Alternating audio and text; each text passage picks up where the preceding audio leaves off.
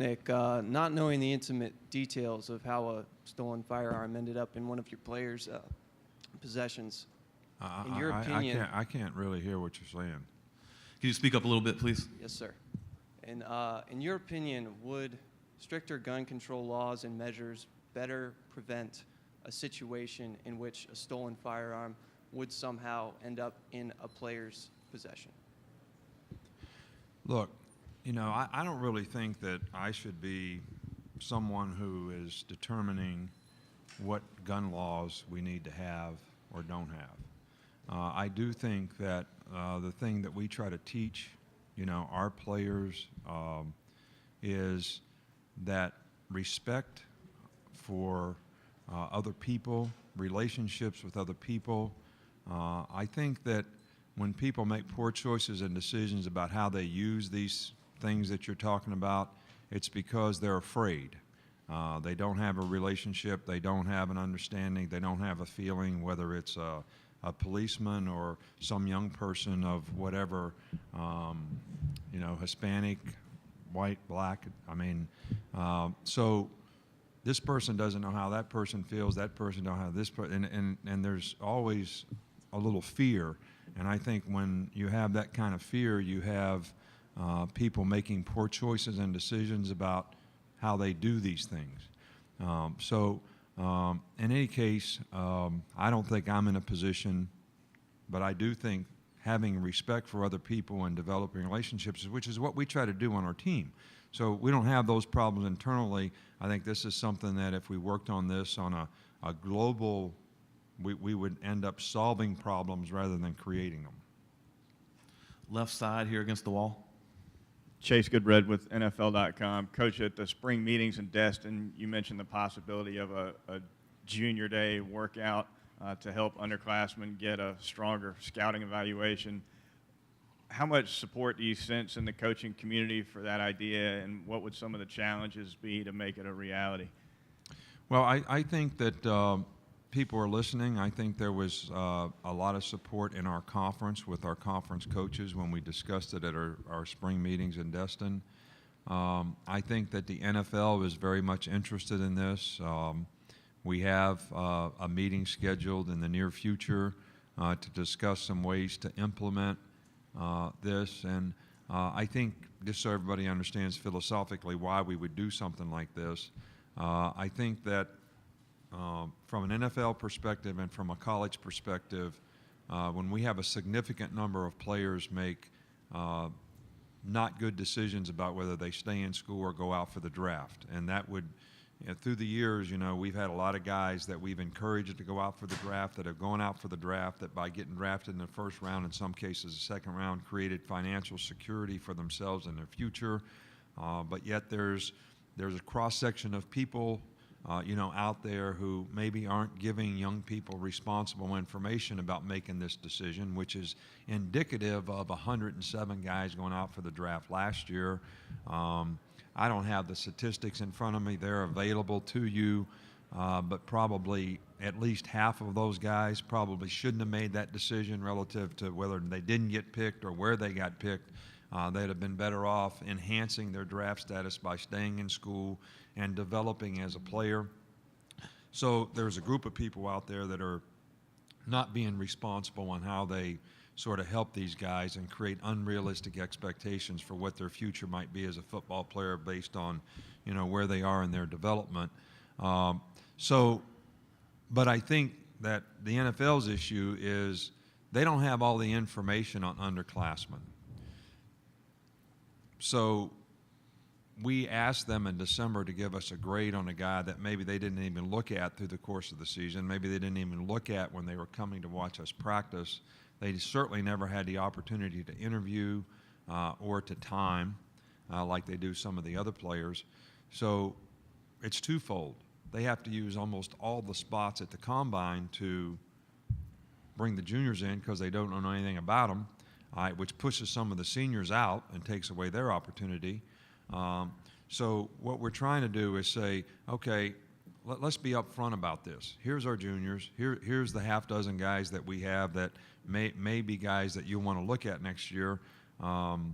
it doesn't work. The basketball model doesn't work because we would never be able to manage our numbers because of the signing date, because of the season ending in January, February signing date. That doesn't work, but maybe pre-season, whether it's after spring practice or sometimes, come in, work out the juniors, work out the guys. You look at these guys, you evaluate these guys through the course of the season, and then when we ask you in December if they're interested in going out for the draft, we can get a more specific draft grade, all right, because there's been too many missed calls relative to where guys get picked, and I think this just enhances the irresponsible people to be able to influence guys that, hey, even though you got a go back to school grade, there were 6 guys last year that got this grade that got drafted in the first round. Well, you would eliminate that, and you would have more specific information so people could have a better, make a better choice and decision about their future. Left side in the corner. Coach, I have 2 questions for you. With all the kind of the negative news surrounding college football as a whole past couple of months, it'd be nice to have stories of leaders and players stepping up and doing the right thing. I know you teach something called the power of one with your players. I'm curious if you'd share that with us. Well, the power of one is, people think that leadership is standing up in front of a whole big group of people or the whole team and giving some fantastic speech or being able to inspire a whole group by what you do. And I think sometimes leadership comes from being somebody that somebody can emulate, setting a good example, caring enough about one person, just one person, to help serve that person to change and help them sort of make the kind of sacrifices and develop the kind of habits that are going to help them be successful. And, that grows. All right, so if 3 people affect 1, that's 6. If those 6 affect 1, that's 12. All right, so you just keep sort of, by setting a good example and developing a respect and trust on your team. I think the same thing, which I alluded to before, could work some in society and might be helpful in developing a little respect and trust for each other out there as well. And Coach, finally, with the news out of Baylor the past couple of months, I said on the radio that I thought most coaches around the country would take an opportunity to look in the mirror, look in their own closet, look at their own policies and procedures and say, how can I be better? And Coach, your words carry a lot of weight in the college football community. I'm curious how that made you do a self-check of yourself, your program, and see how maybe Alabama can be a leader in this area. Well, I don't think there's any question about the fact that, we have a social issue through all parts of human beings that is an issue. And we want to do an outstanding job of helping educate our players in terms of how they should manage, how they need to respect women, and the consequences of domestic violence and not treating people with the proper respect. That's something that has been ongoing in our program, and we have had a program, speakers, education, and peer intervention for all behavioral issues, whether it's drugs, alcohol, agents, gambling, how to treat the opposite sex, domestic violence type stuff, macho man stuff, using guns, that was brought up before, having guns, all these things. So we have a whole team of people who are working hard to try to develop that. I think the thing that we do actually helps our players to a large degree, but I don't think it's fair sometimes to think we're going to be perfect, and being able to affect everyone to make the right choices and decisions.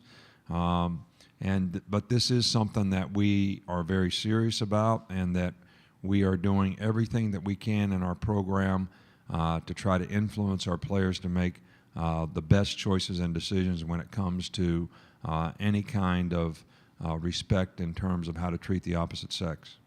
We only have time for 2 last questions. Right side, 3rd row.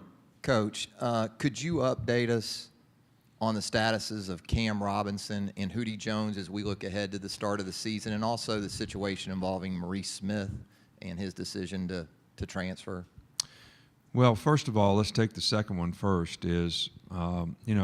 We have a rule in the SEC that if a player wants to transfer to an SEC school, and this rule was put in place years ago with the wisdom of a lot of people, so that people would not recruit players from one school in the conference to another. And that rule is that you have to sit out a year if you transfer inside the conference. And we support that rule. I mean, we think that's a good rule. We think that if we didn't have that rule, everybody would be cherry-picking guys from another team, especially graduates, because they're immediately eligible, and that wouldn't be good for our conference. So we support that rule. So if Maurice Smith has been a good player on our team, he's a good person, and he would be a significant contributor to our team this year if he decided to stay at Alabama. And we have told him that because we support the SEC rule, it would not be in your best interest to have to sit out. If you want to go someplace else, we'd be glad to help you do that if you don't want to continue to be a part of our program. You know, Cam Robinson and Hootie were not charged with anything. I think that the facts that we have are a little different than sort of were advertised. Both players have done a significant amount of things to change their behavior internally, whether it was police ride-around, whether it was community service for juvenile groups that need positive role models and influence to make better choices and decisions. So we have viewed this as if these guys do these things to change their behavior and help these other people, and that is ongoing. If they continue to do that, that will be how this matter is handled internally. Josh, do we have time for one more, or has he got to go? Okay. That's all we have time for. Thanks, guys.